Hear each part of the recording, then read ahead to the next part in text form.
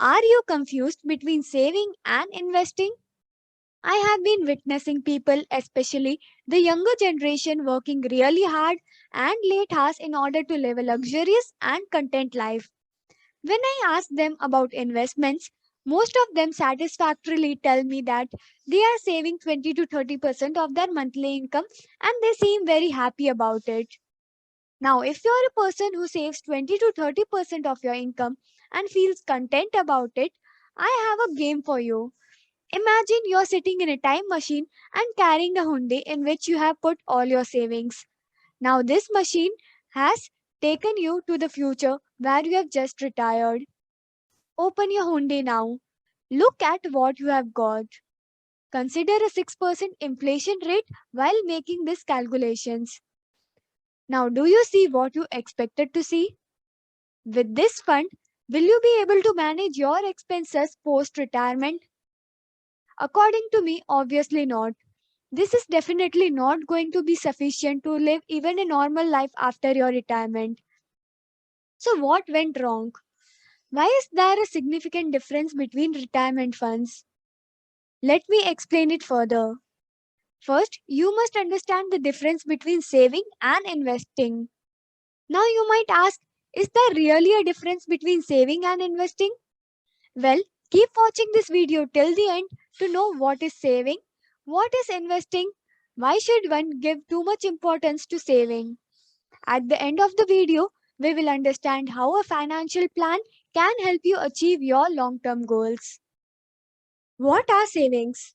The difference between your monthly income and expenses is referred to as savings. Include all your expenses like food, leisure, activities, school fees, salaries for maid, driver, rent, bills, maintenance, and everything. The balance you have is what you save. In simple terms, saving is the amount that one decides to put away and not spend. It is stored away in a bank or other financial institution and is available when they need it later. Your savings can be utilized in four ways: to spend on something like buying a new phone or bike. It can be utilized as an emergency fund for use when in an emergency like a sudden accident or disease.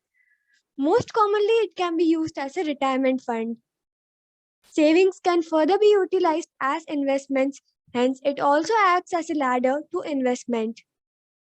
What is the right approach to increase your savings? First, differentiate between want and need.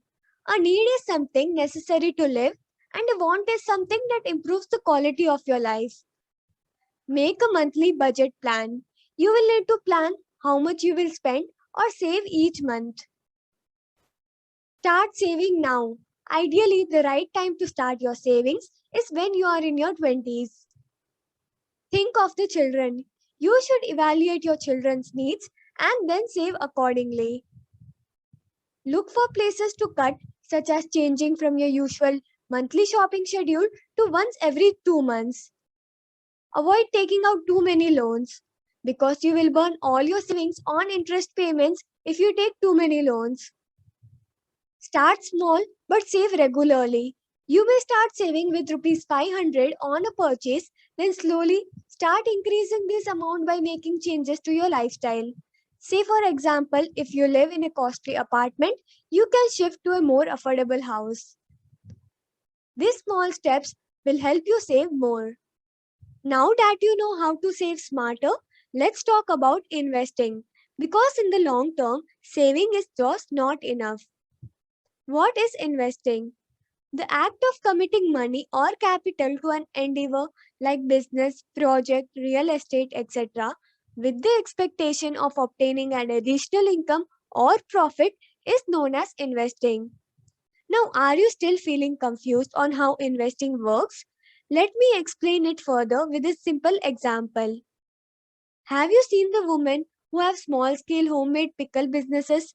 They save a little from their daily jobs, buy seasonal fruits and vegetables in bulk, and make pickles and jam. If they keep the money as it is it going to grow?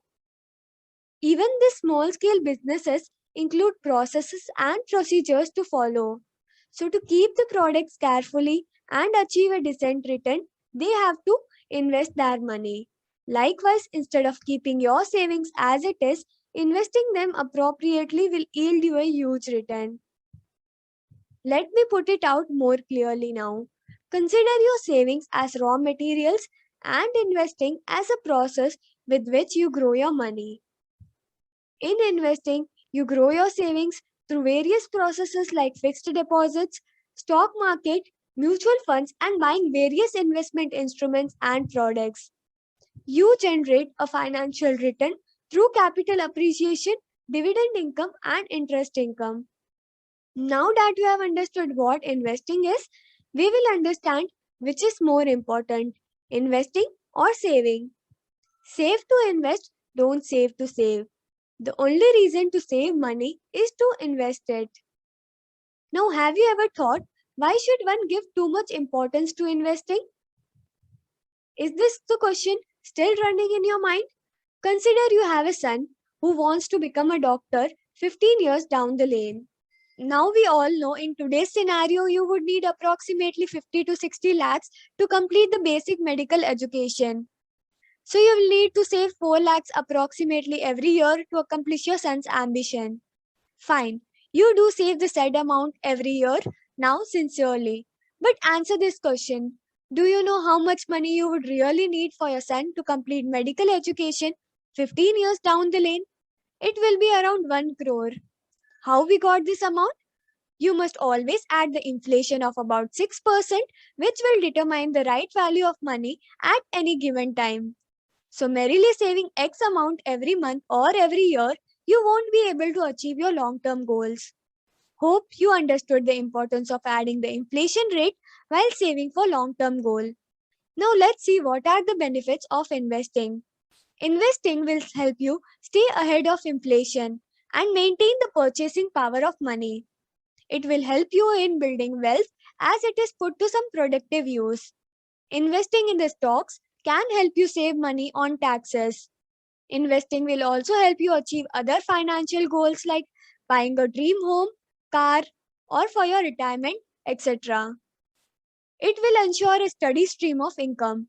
If you are retired or approaching retirement, you will probably require a steady income source. Investing provides you with regular income that's often higher than the rate of inflation. Now, as you have understood the importance of investing, let's see what is the right approach to investing. First, you must evaluate your investing strategy. Your investment strategy must be based on your goals so that your investment decisions are as per your goals. Make a list of your investment goals and invest according to your goals because different investments cater to different goals. Invest in already familiar products and don't invest in unfamiliar products based on the advice of your friends and family. You must consider your age when investing. Like when you're young, you can take more risks. But as you get older, your risk appetite decreases. So you should invest in more fixed income securities at that time. Determine your risk tolerance before investing. If you are a conservative investor, you must avoid investing in stock markets and instead invest in fixed income securities like PPF and fixed deposit. Always start early. Investing early can make a difference. Let's see how. There were three friends, Dev, Ram, and Shyam. All three started investing at different ages.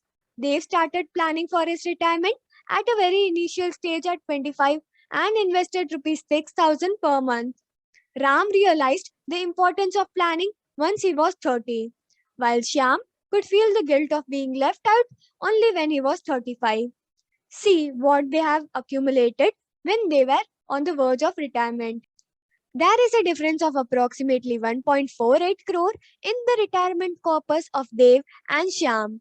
Dev's money grew by 9 times, Ram money grew 6 times, while Shyam's money grew only 4 times. Do you want to know the 3 things to consider while creating a financial plan which will assist you in achieving long term goals? Here are 3 points to consider. First point is you must follow a disciplined investment model. Remember, savings and investment are two different sides of the coin. Merely saving a percentage from your income will not yield you any results. You have to create a disciplined investment model and follow it religiously. Second point is you must control expenses to generate savings. You can control expenses by limiting the usage of credit cards, paying bills on time, and using the resources appropriately. You can also cut down on unnecessary expenditure, which will generate more revenue for your savings. Further, when you invest more from your savings, you will be able to grow and achieve huge returns. Our third point is you must save regularly and keep investing for a long period. You need to save regularly, that too for a long period. Say, for example, decide about buying a house 5 years down the lane as soon as you start earning. Invest wisely during the interim period to yield the money you want at the end of 5 years. Remember to consider inflation and invest wisely. Once the house is bought, set a goal for the next big investment and continue with saving and investing to achieve your goal. Saving and investing wisely, religiously, and appropriately will lead you to great future and retired life. To get this financial stability and security and to understand our unique holistic financial planning process, we are offering you 30 minutes free financial planning consultation. You can register for it by clicking on the link given in the description. We also host regular live webinars on investment and personal finance. To register for it, we have given the link in the description. Don't forget to like, share, and subscribe to this channel to keep getting updates on more such useful videos. That's it for today. Meet you soon. Bye bye.